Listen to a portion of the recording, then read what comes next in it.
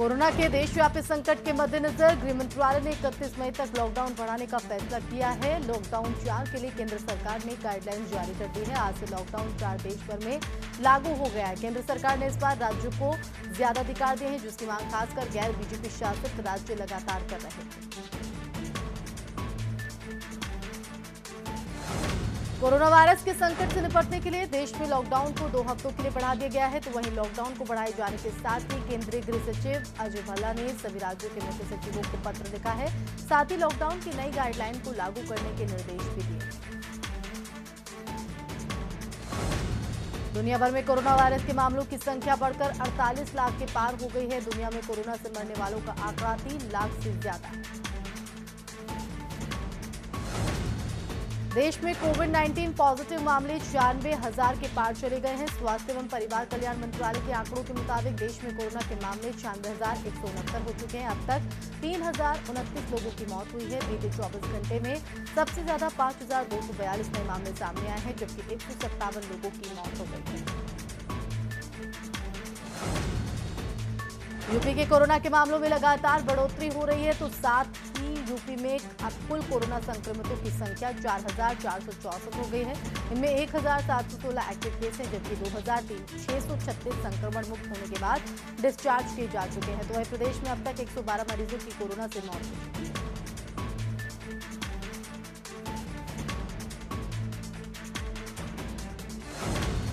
तो दिल्ली में बीजेपी आज से मिशन अनिवार्य के तहत दिल्ली के झुग्गी बस्ती में रहने वाली और अन्य जरूरतमंद किशोरी महिलाओं को 6 लाख सैनिटरी नैपकिन बांटेगी। इसकी शुरुआत नई दिल्ली से प्रदेश बीजेपी अध्यक्ष और सांसद मनोज तिवारी करेंगे। इस मिशन की शुरुआत दिल्ली पुलिस की महिला विंग के साथ मिलकर की जाएगी। जम्मू कश्मीर में लॉकडाउन के बीच शराब की बिक्री शुरू हो सकती है। वित्त विभाग के आयुक्त ने शराब पर अतिरिक्त बिक्री आबकारी ड्यूटी लगाने के निर्देश जारी किए हैं। अधिसूचना 18 मई 2020 से प्रभावी हो जाएगी। अधिसूचना के तहत IMFL और IFL किस्म की शराब पर तय दाम से 50% अतिरिक्त बिक्री आबकारी ड्यूटी लगेगी। कोरोना वायरस के चलते नेशनल लॉकडाउन चल रहा है और ऐसी कठिन परिस्थितियों के बीच लोगों का उत्साह बढ़ाने के लिए देश भर के लोकप्रिय गायकों ने एक गाना तैयार किया है। इस गाने को लेजेंडरी सिंगर लता मंगेशकर ने ट्वीट किया था। मोदी ने भी लता मंगेशकर के इस ट्वीट को रीट्वीट किया और इस गाने की तारीफ की। पश्चिम बंगाल सरकार की तरफ से महाराष्ट्र के लिए 18 ट्रेनों को मंजूरी दी जा चुकी है। राष्ट्रीय के वरिष्ठ अधिकारियों ने ट्रेनों के प्रस्थान और आगमन के विवरण की पुष्टि की। दिलचस्प बात यह है कि सूची में पहली ट्रेन महाराष्ट्र के लिए अब तक देश के कई हिस्सों से राज्य सरकार की तरफ से 105 ट्रेनों को मंजूरी दी है। महाराष्ट्र के मुख्यमंत्री उद्धव ठाकरे सोमवार को विधान परिषद सदस्य निर्वाचित हो गए हैं। उन्होंने पद की शपथ ले ली है और इसके साथ ही राज्य में छाये सियासी संकट पर भी विराम लग गया है। आज दोपहर 1 बजे महाराष्ट्र में निर्विरोध चुने गए सभी MLC ने विधान परिषद सदस्यता की शपथ ली। लॉकडाउन 4 में भी ट्रेनों के संचालन को इजाजत नहीं दी गई। तो वहीं बंगाल की खाड़ी से उठने वाले चक्रवाती तूफान अम्फान का असर लॉकडाउन में चल रही स्पेशल राजधानी ट्रेनों पर भी पड़ा है। तूफान अम्फान के खतरे को देखते हुए रेलवे ने भुवनेश्वर से दिल्ली और दिल्ली से भुवनेश्वर रूट पर चलने वाली स्पेशल ट्रेन के रूट में बदलाव किया है। फनी तूफान के 1 साल बाद फिर एम्फन चक्रवात आ रहा है। इसे लेकर रेत कलाकार सुदर्शन पटनायक ने सैंड स्कल्पचर के माध्यम से लोगों को एम्फन से सुरक्षित रहने का संदेश दिया। उन्होंने अम्फान तूफान से जुड़ा बेहद आकर्षक स्कल्पचर बनाया है। नोएडा में 2 महीने से वेतन न मिलने को लेकर ओरिएंट क्राफ्ट कंपनी के कर्मचारियों ने कंपनी के सामने हंगामा किया। ये वो लोग हैं जो लॉकडाउन के दौरान नोएडा में फंस गए हैं और कंपनी में काम कर रहे हैं। सैलरी न मिलने की वजह से इन कर्मचारियों के सामने रोजी रोटी का भी संकट खड़ा हो गया है। रुद्रपुर, सितारगंज और नैनीताल में स्थापित औद्योगिक इकाइयों में लॉकडाउन के दौरान श्रमिकों के शोषण के खिलाफ पूर्व विधायक नारायण ने श्रम आयुक्त कार्यालय के बाहर 1 दिवसीय धरना दिया। नारायण पाल ने कहा कि जिस तरह से केंद्र और राज्य सरकार श्रमिक हितों की बड़ी बड़ी बातें कर रही है, इसका कोई असर उद्योग इकाइयों पर नहीं पड़ रहा है। बेसिक शिक्षा परिषद में 69,000 सहायक अध्यापक भर्ती के लिए आज से ऑनलाइन आवेदन दाखिल किए जाएंगे। इस संबंध में रविवार को जिलावार रिक्त पदों के विज्ञापन जारी कर दिए गए हैं। भर्ती परीक्षा में उत्तीर्ण 1,46,007 अभ्यर्थी 26 मई की रात 12 बजे तक अपने आवेदन कर सकेंगे। कोरोना संकट के बीच झांसी से एक राहत की खबर आई है। जिले में 30 कोरोना मरीजों की जांच में 23 रिपोर्ट नेगेटिव आई है, जिनमें से 13 मरीजों को डिस्चार्ज कर दिया गया है, जिसके बाद जिले में कोरोना के 3 एक्टिव केस रह गए। ईद उल फितर का त्योहार नजदीक है और ईद को लेकर सहारनपुर से दारुल उलूम देवबंद ने फतवा जारी किया है। फतवे में कहा गया है कि लॉकडाउन के चलते ईद की नमाज घरों में ही अदा की जाए, लोग सड़कों पर ना निकलें और हर तरह के प्रोग्राम से दूर रहें। इसी के साथ फतवे में कहा गया है कि ईद की नमाज वाजिब है, इसलिए घरों में पढ़ी जा सकती है। यूपी राजस्थान बॉर्डर पर कांग्रेस ने 500 बसें प्रवासी मजदूरों को लेने के लिए भेजी थी। यूपी में परमिशन नहीं मिलने की वजह से बसों को वापस भेज दिया गया, तो वहीं परमिशन नहीं मिलने के बाद यूपी के कांग्रेस प्रदेश अध्यक्ष अजय कुमार लल्लू ने यूपी सरकार पर आरोप लगाते हुए निशाना साधा। उधम सिंह नगर के लिए मिल्क वाहन एक मुसीबत बन गई है। मिल्क वाहन में 21 लोग सवार होकर मुंबई से काशीपुर आए थे, जिसमें से एक युवक की रिपोर्ट पॉजिटिव आने से स्वास्थ्य विभाग में हड़कंप मच गया है। तो वहीं केच्छा में युवक हल्द्वानी डिपो की स्पेशल बस से गांव वापस लौटा था। कुल मिलाकर जनपद में 4 नए मरीज सामने आए।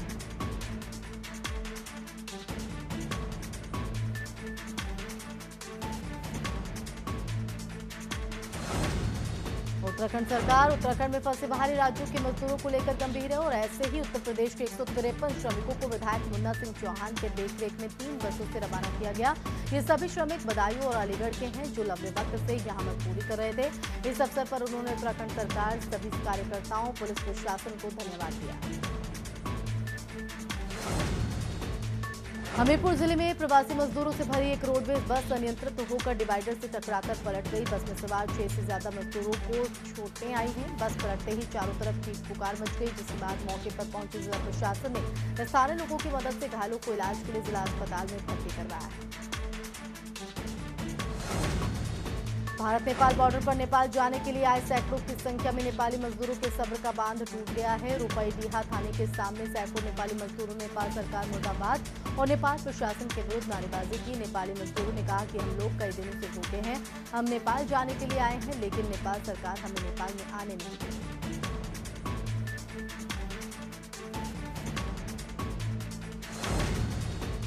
कासगंज जनपद के सोरो कस्बे के जयअंबे कोल्ड स्टोर में अमोनिया गैस का रिसाव शुरू हो गया है। गैस रिसाव होने के चलते आसपास के इलाकों में हड़कंप मच गया। मौके पर पहुंचे फायर ब्रिगेड की टीम ने आनन फानन में रिसाव को वक्त रहते बंद कर दिया, जिससे एक बड़ा हादसा होने से टल गया। ऋषिकेश के मुनिकरेती इलाके में डॉक्टर के घर एसी में जहरीला सांप घुस गया। जब परिवार के सदस्यों ने सांप देखा तो उनके होश उड़ गए। उन्होंने तुरंत वन विभाग की सूचना दी। मौके पर पहुंची टीम ने सांप को सकुशल रेस्क्यू किया। इसके बाद उसे सुरक्षित जंगल में छोड़ दिया गया।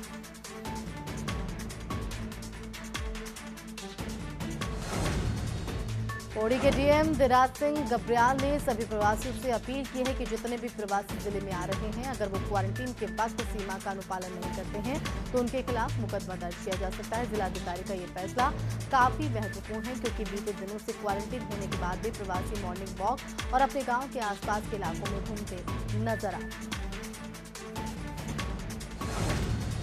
कुशीनगर में सरकार के आदेशों की धज्जियां उड़ाई जा रही है। क्वारंटीन सेंटर में रह रहे लोग घर से खाना मंगाकर खा रहे हैं। लोगों का आरोप है कि इन्हें देखने वाला, इनकी समस्या सुनने वाला कोई नहीं। ना तो ग्राम प्रधान पूछने आता है, ना ही कोई अधिकारी। रात होने पर लाइट का भी इंतजाम है।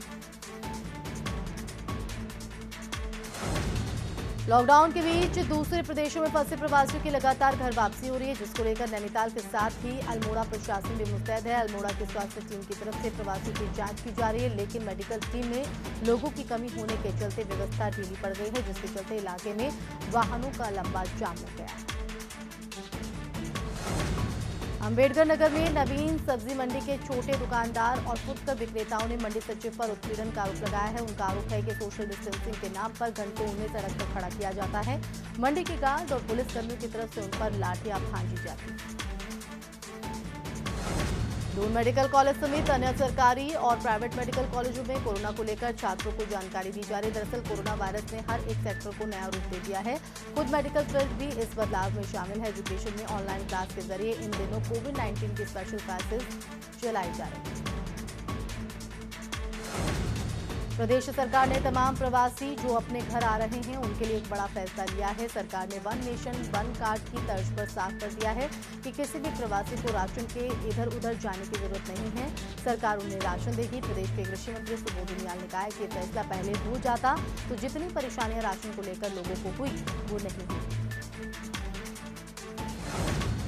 उत्तर प्रदेश सरकार ने श्रम कानूनों में ढील दी है और ऐसे में उत्तराखंड सरकार ने भी श्रम कानूनों में बदलाव करने की तैयारी कर रहा है। इससे उद्योगों को कुछ राहत मिलेगी। प्रदेश के श्रम मंत्री हरक सिंह रावत ने साफ कहा है कि हमारी कोशिश रहेगी कि श्रम कानून में कुछ ढील दी जाए, लेकिन इसमें इस बात का पूरा ध्यान दिया जाएगा कि मजदूरों के हितों को कोई नुकसान ना हो।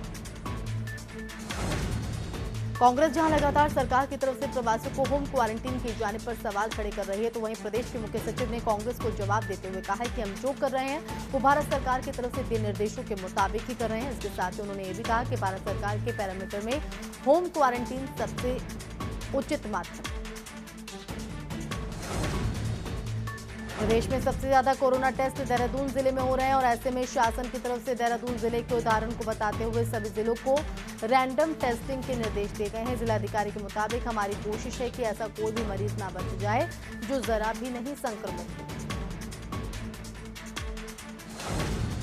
लॉकडाउन 4 में केंद्र के गाइडलाइन जारी होने के बाद राज्य सरकार को कई अधिकार दिए जा चुके हैं और ऐसे में प्रदेश के पर्यटन मंत्री सतपाल महाराज ने साफ कहा है कि उन्होंने सीएम से पर्यटन से जुड़ी गतिविधियों को जल्द शुरू करने की मांग की। हमारी कोशिश होगी कि हम जल्द से जल्द स्थिति को नॉर्मल करें जिससे पर्यटन से जुड़े लोगों को राहत मिल सके। देवरिया के सदर कोतवाली क्षेत्र के पिड़रा गांव में दो पक्षों में मामूली बात को लेकर जमकर मारपीट हुई। दोनों पक्षों में काफी देर तक पत्थरबाजी होती रही। वहीं इस पूरी घटना का वीडियो वहां खड़े युवक ने बनाकर वायरल कर दिया, जो सोशल मीडिया पर वायरल हुआ है। अयोध्या में जमथरा घाट पर एक महिला समेत 4 लोगों ने मामूली वाद में एक साधु की पिटाई कर दी। साधु की पिटाई का वीडियो सोशल मीडिया पर वायरल हो गया है। कैंट थाना पुलिस ने मामला दर्ज कर चारों आरोपियों को गिरफ्तार कर लिया। फर्रुखाबाद में कोतवाली इंस्पेक्टर के क्वारंटीन सेंटर में तैनात लेखपाल से मारपीट किए जाने के विरोध में लेखपालों ने धरना प्रदर्शन किया। इस दौरान लेखपालों ने पुलिस के खिलाफ नारेबाजी की। अधिकारियों के विवाद का निपटारा कराने में नाकाम रहने के बाद लेखपालों ने हड़ताल पर जाने का ऐलान किया। लॉकडाउन बीएसएनएल के लिए वरदान साबित हो रहा है। जिस बीएसएनएल में कनेक्शन के लाले पड़े रहते थे, वहीं बीएसएनएल के ब्रॉडबैंड के लिए 70 नए कनेक्शन के फॉर्म एक दिन में भरे गए। काशीपुर में बीएसएनएल के एसडीओ सर्वेश चौहान के मुताबिक लॉकडाउन के दौरान 300 नए कनेक्शन दिए गए। गाजियाबाद के थाना मुरादनगर में महिला और 2 बच्चों की जहर खाने से संदिग्ध मौत हो गई। सूचना के बाद पुलिस तत्काल मौके पर पहुंची। शवों को पोस्टमार्टम के लिए भेज दिया गया। वहीं पुलिस ने शक के बयान पर महिला के भतीजे को हिरासत में ले लिया है। संपत्ति विवाद में हत्या की आशंका जताई जा रही है। काशीपुर में 2 दिन पहले एक मासूम की हत्या का खुलासा हुआ है। पोस्टमार्टम रिपोर्ट के आधार पर पुलिस ने हत्यारे पिता को गिरफ्तार कर लिया है। बता दें कि 5 साल के मासूम की घर में संदिग्ध परिस्थितियों में मौत हो गई थी। पुलिस ने मृतक की दादी की तहरीर पर हत्यारे पिता के खिलाफ मुकदमा दर्ज कर उसे गिरफ्तार कर लिया। श्रावस्ती के मल्हीपुर थाना इलाके के जमनोहा बाजार में घरेलू विवाद में 22 साल के युवक ने घर के बाहर पेट्रोल डालकर आग लगा ली। गंभीर हालत में परिजनों ने युवक को सीएससी मल्हीपुर में भर्ती कराया। नाजुक हालत को देखते हुए डॉक्टर ने युवक को बहराइच मेडिकल कॉलेज रेफर कर दिया। देवरिया के रामपुर कारखाना थाना इलाके के डुमरी चौराहे पर एक ट्रक ने बाइक सवार युवक को रौंद दिया। ट्रक को छोड़ ड्राइवर मौके से फरार हो गया। मृतक युवक रामपुर से सब्जी मंडी सब्जी लेने के लिए जा रहा था। वहीं पुलिस मौके पर पहुंची और ट्रक को कब्जे में लेकर शव को पोस्टमार्टम के लिए भेज दिया।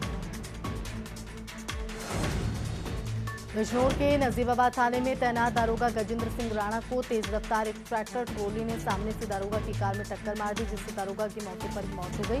मौके पर पहुंची पुलिस ने ट्रैक्टर ट्रोली को घटनास्थल से बरामद कर लिया है और दारोगा के शव को पोस्टमार्टम के लिए भिजवा दिया है और मामले की जांच में जुट गई।